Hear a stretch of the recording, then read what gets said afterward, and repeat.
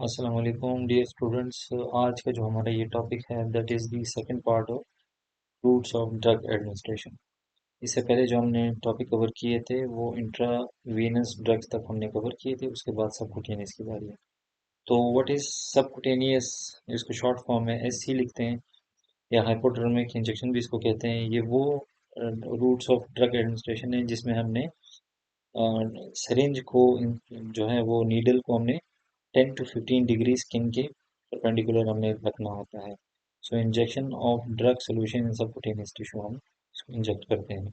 Sites कौन कौन सी इसमें? फोर आर्म है, थाई है, loose areolar tissue of subscapular और मेमोरी रीजन, मेमोरी ग्लैंड वगैरह। अप टू 2 ml तक हम दे सकते हैं मैक्सिमम इस रूट के थ्रू, इससे ज़्यादा हम नहीं देते हैं। What are the advantages of subcutaneous injection? It is sufficiently constant rate of absorption. यानी इसमें ड्रग की जो एब्जॉर्प्शन हो रही होती है वो मुसलसल हो रही होती है, सस्टेन्ड इफेक्ट आ रहा होता है। जैसे प्लाज्मा लेवल को अचीव करने के बाद ड्रग एक स्टडी स्टेट कंसंट्रेशन में जा रही होती है सीधी लाइन में। ये ड्रग उस तरह से प्लाज्मा में, ब्लड में उस स्टडी स्टेट कंसंट्रेशन को अचीव करती है। स्टडी स्टेट कंसंट्रेशन में आपको नेक्स्ट लेक्चर में बताऊंगा, उसकी पूरी डेफिनेशन है और पूरा उसका कॉन्सेप्ट है। Acceptable for self administration. अब इंसुलिन है, इस तरह के इंसुलिन पेन के फॉर्म में आजकल आ रहे हैं।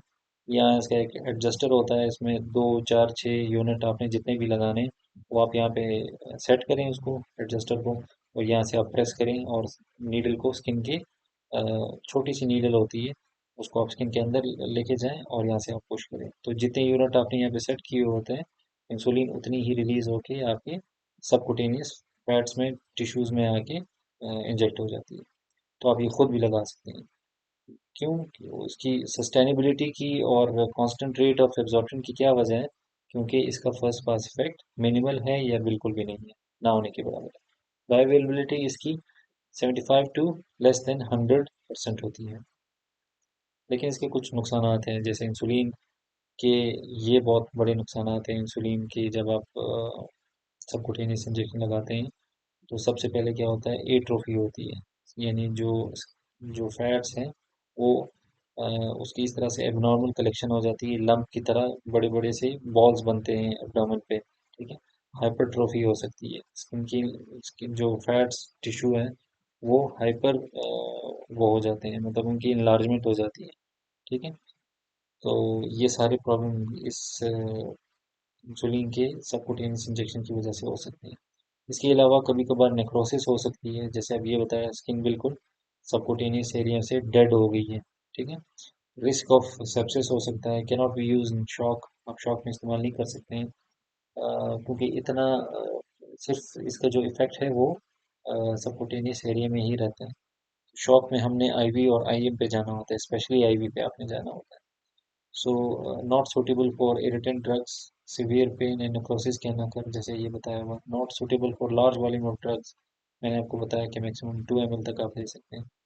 और ये इंसुलिन के एडवर्स इफेक्ट्स हैं, ये हम एंडोक्राइनोलॉजी में डिटेल से पढ़ेंगे। एट्रोफी क्या है, हाइपरट्रोफी क्या है, ये सारी चीज़ें हम पढ़ेंगे डिटेल से। तो ये ड्रग्स हैं, ये 3 किस्म के। एपिनेफ्रीन आप दे सकते हैं, इंसुलिन आप दे सकते हैं, हेपरिन आप सबकुटेनियस इंजेक्शन के थ्रू दे सकते हैं। ये मैंने आपको बताया ना, इंसुलिन का यहाँ पे एडजस्टमेंट लगी होती है, आप इसको फिक्स करेंगे जितने यूनिट आपको चाहिए, जो डॉक्टर आपको रिकमेंड करता है आपकी नीड के मुताबिक। आप छोटी सी नीडल होती है, आप स्किन के अंदर इसको पेनिट्रेट करेंगे, यहाँ से आप पुश करेंगे, उतने ही यूनिट जो है वो आपकी स्किन में सबकुटेनियस टिश्यू में चले जाएंगे। इसी तरह से ये आप हेपरिन है और ये एपिनेफ्रीन है, एंटीकोगुलेंट है, और एपिनेफ्रीन जो है वो हम ऑटोनॉमिक नर्वस सिस्टम में पढ़ेंगे इंशाल्लाह डिटेल से। Intradermal injection. इंट्राडर्मल मैंने आपको बताया ना कि इसका यही 10 to 15 डिग्री पे आपने इसको रखना होता है, इसकी नीडल को। ठीक है। अच्छा, इंट्राडर्मल इंजेक्शन में injection into the dermis of the skin raising a bleb. जैसे आप, अगर आपने कभी किसी वैक्सीनेटर को वैक्सीन लगाते हुए छोटे बच्चों में आपने देखा होगा, जब वो इंजेक्शन को इस तरह से रखता है और उसको इंजेक्ट करता है तो इस तरह के एक बबल नुमा ब्लेब बन जाती है स्किन के ऊपर। तो ये बनाना मस्ट है, क्योंकि हमें पता चलता है कि ये ड्रग डर्मिस के अंदर इंट्राडर्मल एरिया में है ये मौजूद। इस तरह के ड्रग्स की जो बायोअवेलेबिलिटी होती है that is 80 to less than 100%, and they are used for diagnostic purpose, sensitivity purpose और वैक्सीनेशन के तौर पे। डायग्नोसिस में हम एक डिphtheria के जो एक टेस्ट होता है जिसको हम शिक टेस्ट कहते हैं, उसके लिए हम इसको यूज़ करते हैं। ये शिक टेस्ट क्या है, ये आप देखें कि इस तरह का एक 0.5 ml of diluted diphtheria toxin skin में इंजेक्ट किया जाता है, बिल्कुल इसी तरह से ये जैसे ये वैक्सीन लगाई जा रही है। उसके बाद 2 से 4 दिन के बाद देखा जाता है कि अगर ये टेस्ट, अगर ये पर्सन सेंसिटिव हुआ उसको डिphtheria को या पॉजिटिव आया इसका टेस्ट, तो वो इस तरह का एक रेड सा अल्सर सा बन जाता है। तो ये 1951 में गालिबन ये एक जिसने ये डिस्कवर किया था, छोटे बच्चे को ये लगा रहे हैं डिphtheria को देखने के लिए कि ये बच्चा सेंसिटिव है या नहीं है। तो कुछ हम इस तरह से एंटीबायोटिक्स लगाते हैं जैसे सेफ्ट्रैक्सोन हो गया, पेनिसिलिन हो गया, पेशेंट को देखने के लिए कि वो हाइपर सेंसिटिव तो नहीं है, उससे कोई एनाफिलेक्टिक रिएक्शन तो नहीं हो रहा, उससे कोई एलर्जिक रिएक्शन तो नहीं हो रहा। तो उसमें हम क्या करते हैं कि बहुत ही कम अमाउंट में, यानी तकरीबन आप समझ लें 0.2 या 0.1 ml सिरिंज में हम उस ड्रग को लेते हैं या उस एंटीबायोटिक को लेते हैं और स्किन में इंट्राडर्मल हम लगाते हैं और 5 to 10 मिनट्स तक वेट करते हैं और पेन से इस तरह का एक दायरा लगाते हैं उस इंजेक्शन के आसपास। फिर हम देखते हैं कि पेशेंट की अगर यहाँ पे कोई रेडनेस होती है, इन्फ्लेमेशन होती है, पेशेंट को कोई इचिंग फील होती है, पेशेंट को फीवर कोई फील होता है या इरिटेशन होती है, तो फिर हम वो इंजेक्शन मज़ीद नहीं लगाते। ठीक है। तो इस तरह से हम एंटीबायोटिक टेस्ट डोज देते हैं, जिसको हम टेस्ट डोज कहते हैं एंटीबायोटिक का, वो इस तरह से हम लगाते हैं। फिर हम सेंसिटिविटी टेस्ट मैंने बोलता है, फिर वैक्सीन जितनी भी ऑलमोस्ट सारी हम इसी तरह से लगाते हैं। आपके राइट या लेफ्ट शोल्डर पे आप देखेंगे एक स्कार सा बना होगा, that is BCG scar. Cholera में, स्मॉल पॉक्स में, और ये सारी चीज़ें हम लगाते हैं। ठीक है। ये एक और रूट ऑफ ड्रग एडमिनिस्ट्रेशन है जिसको हम हाइपो स्प्रे या जेट इंजेक्शन लगाते हैं। It is a needleless subcutaneous injection through a pressurise container. It is useful for vaccination. इस तरह का कंटेनर होता है और ये प्रेशर के थ्रू जो है वो ड्रग यहाँ से इस पेन से निकलती है और स्किन के अंदर जाके वो हो जाती है, एडमिनिस्ट्रेट हो जाती है। Large number of people can be vaccinated. जैसे लास्ट टाइम ये कोरोना आया था, हमें पूरी दुनिया को वैक्सीनेट करना पड़ा। तो इतने शॉर्ट टाइम में इस तरह के प्रोसीजर जिसमें कम टाइम में ज़्यादा लोगों को आप वैक्सीनेट कर सकते हैं, तो वो ये प्रोसीजर है, ये वो रूट ऑफ ड्रग एडमिनिस्ट्रेशन से। नुकसानात क्या क्या हैं? It is expensive, require skills, और ecchymosis can form. Intradermal intra arterial injection. Intra arterial का मतलब ये होता है कि आर्टरी के अंदर आपने ड्रग को एडमिनिस्टर करना है directly. Injection directly into the artery is known as route of drug administration through intra arterial route. ठीक है जी। हाईली टेक्निकल प्रोसीजर है, इसमें बहुत सारी एक्सपर्टीज की ज़रूरत पड़ती है। हर बंदा या हर डॉक्टर या हर नर्स वो नहीं कर सकता। इसके लिए आपको बहुत ही ज़्यादा ट्रेनिंग लेनी पड़ती है, आपको बड़े स्किल्स डेवलप करने पड़ते हैं। एडवांटेजेस क्या है? It can effect can be localised, और इसका जो फर्स्ट पास इफेक्ट है वो जाहिर सी बात है हम आर्टरी के अंदर दे रहे हैं ड्रग को, तो वो जाहिर सी बात है अवॉइडेड होगा। कहाँ कहाँ हम इस्तेमाल कर सकते हैं? Chemotherapy of malignant diseases, cancer में हम कर सकते हैं। एंजियोग्राफी में, ये बड़ी अच्छी और एग्जांपल और क्लासिकल एग्जांपल है इसकी। हम फिमोरल जो आर्टरी है, फिमोरल जो लेग्स में फिमोरल आर्टरी है वहाँ से, या आर्म्स में रेडियल आर्टरी के थ्रू कैथेटर इंसर्ट करते हैं और स्टंट को लेके जाते हैं हार्ट के उस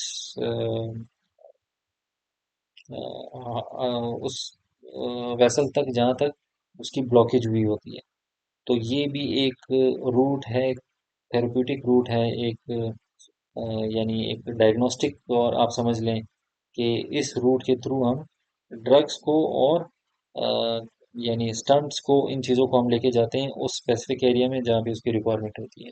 और एक और एग्जांपल ये भी है, जैसे टेक्नीटियम लेबल्ड ह्यूमन सीरम एल्ब्यूमिन है, इसको हम जो लिम्फेटिक सिस्टम है उसको विजुअलाइज करने के लिए हम ये इस्तेमाल करते हैं। इंट्राकार्डिक इंट्राकार्डिक जैसे नाम से जाहिर है, हार्ट के अंदर डायरेक्टली ड्रग को इंजेक्ट करना। Injection directly into the cavity of the left ventricle. Epinephrine is the classical example. तब देते हैं जब हार्ट सडनली अपना काम करना छोड़ दे। मूवीज में आपने अक्सर देखा होगा कि इस तरह के एक हीरो होता है और वो अपने दोस्त को या किसी को बचाने के लिए इंजेक्शन उसके चेस्ट में हार्ट वाली साइड पे डायरेक्टली इंजेक्ट कर देता है, जिससे वो वापस बैक टू लाइफ आ जाता है। इंट्राथीकल इंट्राथीकल का मतलब होता है ब्रेन के अंदर या स्पाइनल कॉर्ड के अंदर ड्रग्स की एडमिनिस्ट्रेशन। सब एरिथ्मेटिक स्पेस बाय लंबर पंक्चर, जो L3 और L4 रीजन होते हैं या L4 और L5 रीजन होते हैं, वहाँ पे हम ड्रग को इंसर्ट करते हैं, नीडल को इंसर्ट करते हैं और ड्रग को यहाँ पे हम प्रोवाइड करते हैं ब्रेन में या स्पाइनल कॉर्ड में जहाँ पे CSF होता है। ठीक है। दूसरी जो स्पेस है दैट इज सिस्टर्ना मैग्ना। अब ये वाली डायग्राम से आपको थोड़ा सा आइडिया हो रहा होगा, ये जो पर्पल कलर की जो स्पेसेस बने हुए हैं these are basically different cisterna. Cisterna का मतलब होता है कि स्पेस, जो फ्री स्पेस है वहाँ पे बेसिकली हम ड्रग्स को इंजेक्ट कर सकते हैं। तो ये सिस्टर्ना मैग्ना बिल्कुल सेरेबेलम के नीचे ये वाली जो स्पेस है उसको हम सिस्टर्ना मैग्ना कहते हैं। सिस्टर्ना पोंटिना है, सिस्टर्ना काइस्मेटिका है ये वाली। तो आप ये देख सकते हैं, यहाँ से भी इसको देख सकते हैं। तो जो डिफरेंट स्पेसेस हैं ब्रेन में नेचुरली जहाँ पे हम ड्रग्स को इंजेक्ट करते हैं थेरेप्यूटिक इंडिकेशन की वजह से, सो ये रूट उन कंडीशंस में हम इस्तेमाल करते हैं। So it is useful when the local and rapid effect of the drug on the meninges are desired required. ठीक है। जैसे मेनिंजाइटिस है, तो अगर मेनिंजाइटिस में आप करते हैं या कोई और ऐसी ब्रेन की डिजीज है जहाँ पे आप चाहते हैं कि ड्रग डायरेक्टली और लोकली और हाई कंसंट्रेशन में वहाँ पे इफेक्ट प्रोड्यूस कर सके, तो आपने इंट्राथीकल रूट का इस्तेमाल करना है। ट्रीटमेंट ऑफ इन्फेक्शंस, जैसे मैंने आपको बताया जो मेनिंजाइटिस हो गया, मेलिग्नेंसी होगी, ब्रेन ट्यूमर है, मेनिंजीज का कोई इन्फेक्शन है, वहाँ पे आप लगा सकते हैं। और वो ड्रग्स जो ब्लड ब्रेन बैरियर को क्रॉस नहीं कर सकती, ड्रग आप इंट्राथीकल रूट के थ्रू डायरेक्टली आप दे सकते हैं पेशेंट को। स्पाइनल एनेस्थीसिया मैंने आपको बता दिया, डायग्नोस्टिक पर्पस के लिए कुछ इस्तेमाल करते हैं, लेकिन इसके लिए स्पेशल टेक्निक प्रिकॉशंस की ज़रूरत पड़ती है। हर किसी के बस की बात नहीं है इस तरह की रूट्स को सेलेक्ट करना। अब देखें ये है, मैंने आपको बताया ना कि ये स्पाइनल रीजन का वो हिस्सा है जहाँ पे हम स्पाइनल एनेस्थीसिया आप दे सकते हैं। तो यहाँ से नीडल को आप इंसर्ट करते हैं और स्पाइनल कॉर्ड तक पहुँचते हैं। स्पाइनल कॉर्ड बेसिकली ऊपर होता है, लेकिन ये जो एरिया है इसमें CSF होता है। यहाँ से आप ड्रग को आप सैंपल भी ले सकते हैं मेनिंजाइटिस के केस में, और ड्रग को भी आप इंजेक्ट कर सकते हैं एनेस्थीसिया देने के लिए। फिर है इंट्राआर्टिकुलर इंजेक्शन। इंट्राआर्टिकुलर जैसे नाम से ही जाहिर है कि वो ड्रग्स हैं, ये वो रूट हो, ड्रग्स एडमिनिस्ट्रेशन है जहाँ पे आप किसी भी पेशेंट को उसके जॉइंट्स में ड्रग को प्रोवाइड करते हैं। सो इंट्रा आर्टिकुलर का मतलब होता है injection into joint cavity. Classical example osteo arthritis है, जहाँ पे ओल्ड एज में मोर देन 50 to 60 ईयर्स के बाद बुजुर्गों के, ओल्ड पेशेंट्स के घुटनों में पेन होता है, उनको उठने बैठने में चलने फिरने में दर्द महसूस होना शुरू हो जाता है। तो उस केस में हम क्या करते हैं, उनको हम ऑर्थोपेडिक सर्जन के पास लेके जाते हैं और ऑर्थोपेडिक सर्जन क्या करता है, उनके घुटनों में कॉर्टिकोस्टेरॉइड प्लस लोकल एनेस्थेटिक्स के साथ यहाँ पे इंजेक्शन लगाता है घुटनों में। तो उससे क्या होती है, यहाँ पे जो पेन हो रही होती है, वहाँ पे जो इन्फ्लेमेशन हो रही होती है, जो कार्टिलेज के ख़त्म होने की वजह से या मिनिमाइज होने की वजह से, जो ये बोन जो फीमर का जो लोअर एंड है और टिबिया का जो अपर एंड है, इसके बीच में फ्रैक्शन स्टार्ट हो जाती है, क्योंकि इसके ऊपर जो कार्टिलेज होती है उसकी स्लोली ग्रेजुअली डैमेज शुरू हो जाता है। तो उस केस में हम जो सिम्टोमेटिक रिलीफ है कि कुछ अरसे के लिए 4-6 महीने के लिए ये पेशेंट पेन फ्री रहे, इन्फ्लेमेशन भी कम हो और दर्द भी कम हो, तो उस कंडीशन में हम घुटनों के अंदर, जॉइंट के अंदर, नी जॉइंट के अंदर हम क्या लगाते हैं, कॉर्टिकोस्टेरॉइड इंजेक्शन लगाते हैं एक्यूट अर्थराइटिस या ऑस्टियोआर्थराइटिस। तो ये हिप जॉइंट है, इसमें भी आप लगा सकते हैं, लेकिन इसके लिए फिर वही बात है, बहुत ही ज़्यादा स्किल और एक्सपर्टीज और ट्रेनिंग की ज़रूरत पड़ती है। इंट्रापेरिटोनियम इंट्रापेरिटोनियम इंजेक्शन वो इंजेक्शन होते हैं जिसमें आप डायरेक्टली पेट के अंदर पेरिटोनियम में आप ड्रग को इंजेक्ट कर रहे होते हैं। यूजेस कहाँ कहाँ हैं, किन किन कंडीशन में हम देते हैं? एंटी सीरम डॉग बाइट में हम देते हैं, वो आपने सुना होगा पुराने लोगों से कि जी कुत्ते के काटने से अब पेट में 14 इंजेक्शन लगेंगे। तो ये वो वाले 14 इंजेक्शन हैं जो पेट में लगाते थे, लेकिन आजकल इंट्रामस्कुलर लगाते हैं। तो ये पुराने ज़माने की जो एक है ट्रेंड आ रही है, तो ये भी एक रूट है और बड़ा देते थे ये लोग, ऐसा नहीं है कि ये कभी इस्तेमाल नहीं हुआ। तो इस रूट के through antiserum dog bite में हम एंटी सीरम ड्रग देते हैं। Peritoneal dialysis in drug poisoning, अगर ड्रग की कोई पॉइजनिंग हो जाती है तो पेरिटोनियल का जो फ्लूइड है उसमें हम, जैसे किडनी की डायलिसिस होती है इसी तरह से ड्रग की पॉइजनिंग के केस में भी हम पेरिटोनियल से उसकी डायलिसिस कर सकते हैं ड्रग को रिमूव करने के लिए। Local action of high concentration of drug, अगर पेरिटोनियम का कोई इन्फेक्शन है या आपको पेरिटोनियम में ही आपको ड्रग की कंसंट्रेशन चाहिए तो आप ये रूट इस्तेमाल कर सकते हैं। प्रॉब्लम्स क्या क्या हैं? इन्फेक्शन हो सकता है, disadvantages, risk of infection and adhesion. अब ये है एडहीजन, ये इंटेस्टाइन का एक पार्ट है, इंटेस्टाइन का दूसरा पार्ट है। जब ये दोनों एबनॉर्मली एक दूसरे के साथ कनेक्ट होते हैं थ्रू अ कनेक्टिव टिश्यू, या जो एबनॉर्मल जो बाइंडिंग है इनकी, अगर ये एक दूसरे के साथ चिपक जाए तो इसको हम कहते हैं एडहीजन। ठीक है। अब ये वाला हिस्सा देखें, ये हिस्सा और ये वाला हिस्सा ये बिल्कुल नॉर्मल है, लेकिन ये हिस्सा और ये दोनों आपस में चिपके हुए हैं। ये हिस्सा और ये हिस्सा इंटेस्टाइन के चिपका हुआ है, ये हिस्सा और ये हिस्सा इन फाइब्रस टिश्यूज के जरिए से चिपका हुआ है, तो इसको हम एडिशंस कहते हैं। तो ये दोनों चीज़ें इसमें हो सकती है। ये इंट्रा पेरिटोनियम, पेरिटोनियल का मतलब होता है पेरिटोनियम कैविटी में ड्रग का इंजेक्ट करना। इंट्रा प्लूरल, लंग्स में प्लूरा में जब हम ड्रग्स को इंजेक्ट करते हैं, ठीक है, तो इसका मतलब है injection of the drug solution directly into pleural sac to achieve higher concentration. Example क्या है इसकी? पेनिसिलिन है ना, सेलाइन सॉल्यूशन इन एम्पाइमा। तो ये अब आप देखें कि जो पेरिटोनियल वो है, सैक है, पेराइटल प्लूरा है और विजरल प्लूरा है। तो प्लूरल कैविटी ये होगी, इन दोनों लेयर्स के बीच में जो कैविटी है that is called pleural cavity. तो इस कंडीशन में आप ड्रग को इंजेक्ट कर सकते हैं ताकि उसकी मैक्सिमम जो कंसंट्रेशन है वो प्लूरा में मेंटेन रहे, बरकरार रहे। जैसे यहाँ पे आप देख रहे हैं कि डॉक्टर या हेल्थ केयर प्रोवाइडर जो है वो डायरेक्टली नीडल को प्लूरा में इंसर्ट कर रहा है। इंजेक्शन इनटू बोन मैरो, अब ये भी एक बहुत ही स्पेशली आप समझ लें कि स्किल्ड हेमाटोलॉजिस्ट का काम है कि ये बोन मैरो से बोन को बोन मैरो से सैंपल को कलेक्ट कर ले डायग्नोस्टिक पर्पस के लिए या थेरेप्यूटिक पर्पस के लिए। तो injection into the bone marrow is called, इस प्रोसीजर के थ्रू हम करते हैं। यूजेस क्या है? डायग्नोस्टिक प्रोसीजर है, bone marrow examination for haematological disorder. कोई भी बोन मैरो का कोई प्रॉब्लम हो, कोई मैटर वो हो, कोई कैंसर हो, कोई अ, उसको डायग्नोस करने के लिए बोन मैरो के अंदर बोन मैरो का सैंपल लेना मस्ट है, ताकि हमें 100% पता चल जाए कि अगर ये कोई मेलिग्नेंसी है, ट्यूमर है बोन का, तो किस टाइप का है। हम देखते हैं उसको स्लाइड्स के अंदर देखते हैं, उसके लिए सैंपल लेना मस्ट है। तो डायग्नोस्टिक पर्पस के लिए हम बोन के अंदर जाते हैं और सैंपल लेते हैं। थेरेप्यूटिक क्या होगा इसका? थेरेप्यूटिक रीज़न या यूज़ का होगा जब ब्लड ट्रांसफ्यूजन हम कर रहे होते हैं और आईवी लाइन हमें नहीं मिल रही होती, तो उस कंडीशन में फिर हम blood transfusion through bone marrow कर रहे होते हैं। साइट्स क्या है? कॉमन साइट्स स्टर्नम है एंड टिबिया है। एडल्ट्स में स्टर्नम और बच्चों में टिबिया।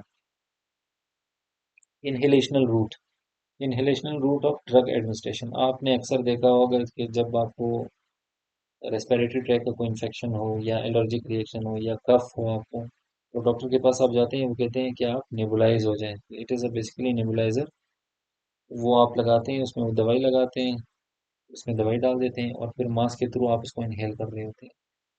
ये जो है वो एस्थमा पंप है जिसमें बेक्लोमिथासोन स्टेरॉइड और बीटा 2 एगोनिस्ट एल्बिट्रॉल सर्बिट्रमोल, ये आप डिटेल से आप पढ़ेंगे। और ये इनहेलर के थ्रू आप इनहेल करते हैं ताकि आपका अस्थमा जो है वो कंट्रोल रहे। तीसरा क्या है, हम जो इनहेलेशनल एनेस्थेटिक्स हैं सर्जरी के दौरान, ऑपरेशन थिएटर में, वहाँ पे आप इस तरह की रूट्स ऑफ ड्रग एडमिनिस्ट्रेशन को आप सेलेक्ट करते हैं। फिर इस तरह की एक चैम्बर होता है, इसमें आप ड्रग को पंप करते हैं, इस चैम्बर में ड्रग आती है और आप इसको इनहेल करते हैं। तो inhalational route for systemic and local effects. For systemic effects, आप कौन कौन सी ड्रग्स को इस रूट के थ्रू आप दे सकते हैं? हेलोथेन है, इनफ्लोरेन, इन isoflurane, nitrous oxide. Local effects के लिए, ताकि वो सिर्फ लंग्स में रहे, ये वो हैं जो आपको एनेस्थीसिया देते हैं। ये इनहेल्ड एनेस्थेटिक्स कहलाती हैं। ये क्या है? ये वो हैं जो अस्थमा में इस्तेमाल होती हैं, जैसे बेक्लोमिथासोन, टर्ब्यूटलीन, ठीक है, एल्ब्यूटरॉल, पेर्बिटूलिन, प्रोमिलोन। ये सारी वो ड्रग्स हैं जो एंटी एस्थमेटिक ड्रग्स होती हैं, सिर्फ लंग्स तक ही महदूद रहती हैं, इनकी सिस्टेमिक सर्कुलेशन बहुत कम होती है, सिस्टेमिक एब्जॉर्प्शन कम होती है। तो कौन कौन सी प्रिपरेशन या कौन कौन सी ड्रग्स आप किस किस थ्रू देते हैं? आप नेबुलाइज कर सकते हैं पेशेंट को, स्प्रे के फॉर्म में स्टेरॉइड आप दे सकते हैं, एरोसोल, मीटर डोज एरोसोल दे सकते हैं, जैसे मैंने आपको यहाँ बताया था, इसको मीटर डोज एरोसोल कहते हैं। ठीक है जी। और फिर आप स्टीम इनहेलेशन ले सकते हैं। ठीक है, ये सारे इनहेलेशनल रूट हैं। फायदे क्या हैं? रैपिड एब्जॉर्प्शन है, because of large surface area lungs का जो है, वहाँ से ड्रग बहुत जल्दी और ज़्यादा एब्जॉर्ब होती है। रैपिड ऑनसेट ऑफ एक्शन है, बहुत जल्दी इसका इफेक्ट आता है, ड्रग एकदम से काम करना शुरू कर देती है। मिनिमल सिस्टेमिक एडवर्स इफेक्ट्स है, मैंने आपको बताया ना कि लोकल इफेक्ट्स को प्रोड्यूस करने के लिए आप ड्रग अगर उस एरिया में, उस ऑर्गन में देते हैं, तो वो उसी ऑर्गन तक ही महदूद होती है। तो ये इसका बहुत बड़ा फायदा है। और फर्स्ट पास इफेक्ट नहीं होता, तो जाहिर सी बात है इसकी बायोअवेलेबिलिटी भी बेहतर होगी। इजी टू एडमिनिस्टर, आप खुद एडमिनिस्ट्रेशन कर सकते हैं, सेल्फ एडमिनिस्ट्रेशन कर सकते हैं, less doses are required. Treatment of bronchial asthma, तो इसमें ये थेरेप्यूटिक इसका इंडिकेशन बनती है। मैंने आपको बताया ये जितनी भी ड्रग्स हैं ये सारी वो हैं जो कि अस्थमा में हम डिटेल से पढ़ेंगे। ठीक है, जिसमें शॉर्ट टर्म कंट्रोलर्स हैं, लॉन्ग टर्म ड्रग्स हैं। ठीक है, तो ये हम सब पढ़ेंगे इंशाल्लाह। और नुकसानात क्या हैं इसके, डिसएडवांटेजेस क्या हैं? स्पेशल अपरेटिस रिक्वायर्ड होते हैं, जाहिर सी बात है, इनहेलेशन के लिए, जैसे मैंने आपको बताया ना कि नेबुलाइजर हो गया, ये ओटी में मौजूद जो मशीन्स हैं उसमें आप इनहेल करने के लिए, तो ये सारे अपरेटिस से के बगैर नहीं होता, आप खुद नहीं कर सकते हैं। जैसे पंप है, इनहेलर है, उसके बगैर तो आप ड्रग नहीं दे सकते। इरिटेशन ब्रोंकियल म्यूकोजा, ये हो सकता है, इरिटेशन हो सकती है। Operation the patient is required, अगर पेशेंट को ऑपरेट नहीं करना तो आप नहीं दे सकते हैं patient. Can not be use if airway is not patent and clear. जाहिर सी बात है, जिस रूट के थ्रू आप दे रहे हैं उसका जो रास्ता है वो सही होना चाहिए, साफ होना चाहिए, क्लियर होना चाहिए, ऑब्स्ट्रक्शन नहीं होनी चाहिए। Important route of drug abuse and need precautions. कुछ लोगों को, अगर आपने सुना हो, देखा हो, कहीं पढ़ा हो आपने, कुछ लोग पेट्रोल को कपड़े में डालते हैं और उसको इनहेल करना शुरू करते हैं। ठीक है, तो इस रूट के थ्रू हम ड्रग को भी, यानी एब्यूजिव ड्रग्स को, इलिसिट ड्रग्स को भी हम इस्तेमाल करते हैं। ठीक है, पेट्रोल का नशा करते हैं कुछ लोग, समद बॉन्ड को कपड़े में डालते हैं और उसको सूंघते रहते हैं, इनहेल करते रहते हैं। तो ये डिफरेंट जो ड्रग्स हैं, जो एब्यूजिव ड्रग्स हैं, उस वो भी इसी रूट के थ्रू हम इस्तेमाल कर रहे होते हैं, लेकिन ये जाहिर सी बात है थेरेप्यूटिक यूज़ नहीं है इस रूट का। फिर है हमारे पास टॉपिकल एप्लीकेशन। टॉपिकल एप्लीकेशन में स्किन आ जाती है, म्यूकस आ जाता है। स्किन वो है जो हम फेस पे, हाथों के फेस पे और इन पे लगाते हैं। म्यूकोजा वो है जैसे ओरल कैविटी होगी, नोज के अंदर होगी म्यूकोजा, वहां पे आप लगाते हैं। तो ये फर्क है इन दोनों में, हालांकि है दोनों topical he. Topical application for systemic effects. Transdermal drug delivery, इसमें हम देते हैं पेशेंट को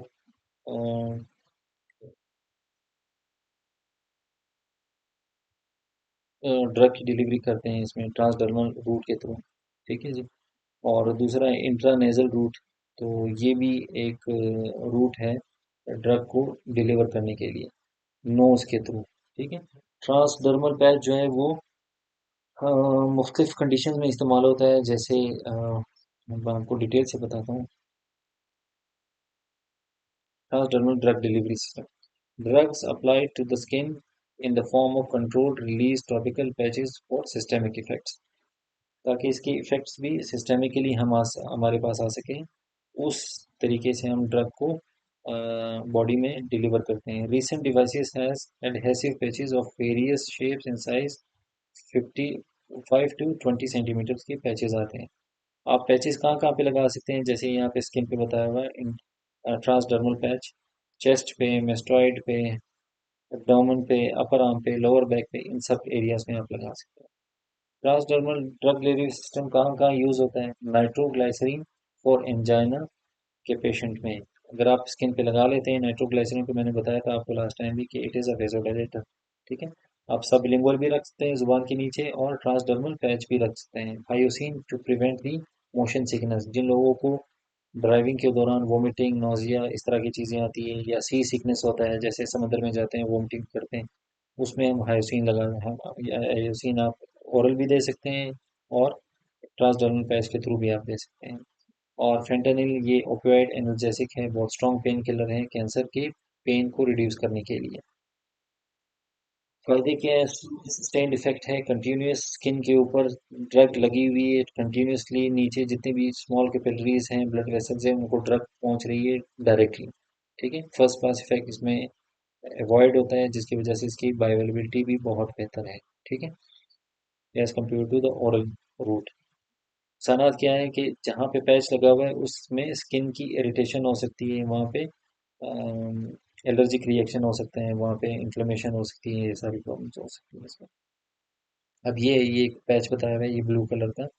ठीक है, ये ड्रग बताई हुई है छोटे छोटे बॉल्स में, डार्क ब्लू कलर में जो बताई हुई, और ये बैरियर लगाया हुआ है। ठीक है, रेट कंट्रोलिंग माइक्रोपोर मेम्ब्रेन, ये एक मेम्ब्रेन लगाई हुई है जिसके बीच में छोटे छोटे पोर्स लगे हुए हैं।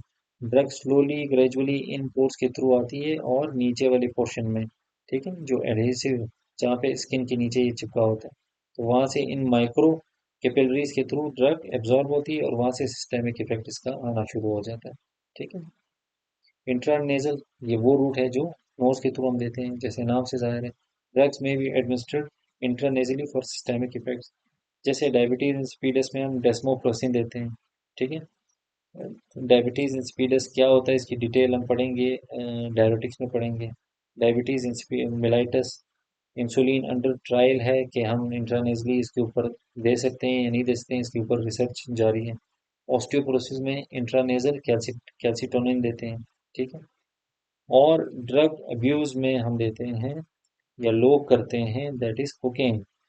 कोकेन ये आपको बताया हुआ है, जैसे इस तरह के पाउडर रखे होते हैं कोकेन के, और इस तरह से एक सिगरेट नुमा चीज, कागज को रोल करके नाक से इनहेल कर रहे होते हैं नोज के थ्रू इंट्रानेजली। ठीक है, तो ये भी एक रूट ऑफ ड्रग अब्यूज है, इंट्रानेजल रूट। अच्छा, अब मैं थोड़ी सी इसके बारे में बता दूं, ये हम पढ़ेंगे सीएनएस में, पढ़ेंगे कोकेन, लाइडोकेन, जाइलोकेन, ये जितने भी लोकल एनेस्थेटिक्स हैं ये सब पढ़ेंगे हम। कोकेन की प्रॉब्लम ये होती है कि जब इसके जो एडवर्स इफेक्ट्स हैं, जो सेप्टम है, नेजल सेप्टम, एक नोस्ट्रिल को दूसरे नोस्ट्रिल से जो कार्टिलेज है, जो सेप्टम है, जो अलग कर रहा है, इन पेशेंट्स में, इन लोगों में जो ड्रग अब्यूज़र हैं कोकेन के, उनकी परफोरेशन हो जाती है, यानी नाक यहाँ से यहाँ तक बिल्कुल सुराख हो जाती है, परफोरेशन हो जाती है, इंट्रानेजल सेप्टम है वो फट जाता है, सुराख हो जाती है। ठीक है जी, और वाइट कलर की एक लेयर बनती है सेप्टम के ऊपर। तो ऐसे लोगों की, जैसे आप एग्जामिनेशन करते हैं, यहाँ से नोज को थोड़ा सा ऊपर उठाते हैं और देखते हैं राइट और लेफ्ट, तो आपको वाइट कलर का नेजल सेप्टम के ऊपर एक लेयर सी बनी हुई आपको नजर आएगी। तो दूर से पता चल जाता है, जो नारकोटिक्स के लोग हैं, जो पुलिस के लोग हैं, जो डॉक्टर्स हैं, उनको पता चल जाता है कि ये ड्रग अब्यूज़र है कोकेन का, और उनकी परफोरेशन हुई होती है, नोज के अंदर जो सेप्टम है उसकी, उसके सुराख बने होते हैं। टॉपिकल एप्लीकेशन में हम और कौन कौन सी ड्रग्स हैं जो हम दे सकते हैं, जो इन एपिडर्मिक स्किन होती है, जो अनब्रोकन स्किन होती है, उसमें आप दे सकते हैं। Application of the drugs on the external surface also on the mucous membrane of the integral organs, जैसे नोज के अंदर हो गया, कान के अंदर हो गया, इसमें आप दे सकते हैं। एपिडर्मिक हो गया।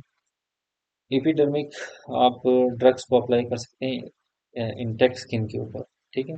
जैसे पेस्ट्स हैं, क्रीम्स हैं, ऑइंटमेंट्स हैं, इस फॉर्म में। जैसे स्किन की बहुत सारी कंडीशंस हैं, एक्जिमा है, सोराइसिस हैं, इस तरह की ड्रग्स को हम इस तरह के वो बना के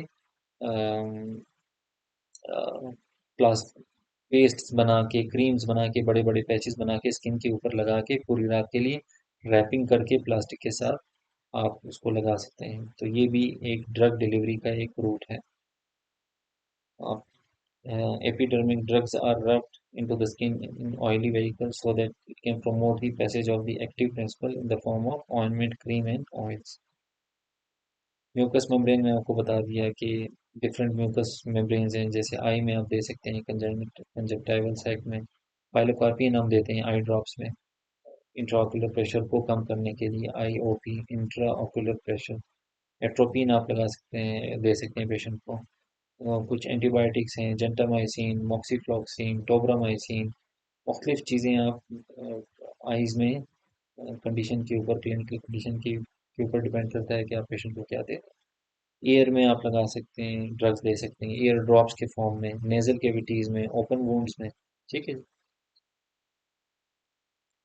रूट्स ऑफ एडमिनिस्ट्रेशन को कंपेयर किया गया है उसके टाइम के मुताबिक कि कौन सी रूट ऑफ ड्रग एडमिनिस्ट्रेशन कितने टाइम में काम करेगी। जैसे ओरल रूट में 30 to 90 मिनट्स में ड्रग काम करना शुरू कर देती है, रेक्टल 5 to 30 मिनट्स में, सबलिंगुअल 3 to 5 मिनट्स में। बहुत जल्दी मैंने आपको बताया था कि 90% ऑफ ओरल कैविटी और स्पेशली टंग के नीचे जितनी भी ब्लड वेसल्स हैं वो डायरेक्टली ओपन होती हैं सिस्टमिक सर्कुलेशन में, तो उनका जो बायोअवेलेबिलिटी है 90% है, इसीलिए इसका इफेक्ट भी बहुत जल्दी आ रहा है, ठीक है।